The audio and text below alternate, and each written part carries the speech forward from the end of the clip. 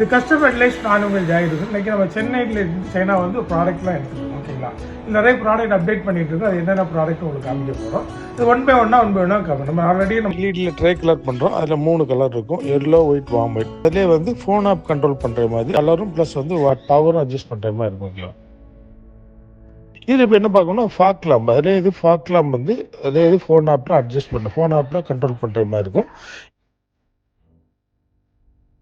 இது வந்து நீங்கள் கலரும் அட்ஜஸ்ட் பண்ணிங்கன்னா அதே சேம் டைம் வந்து பவரும் நீங்கள் இன்க்ரீஸ் பண்ணி குறைச்சிக்கலாம். ஓகே,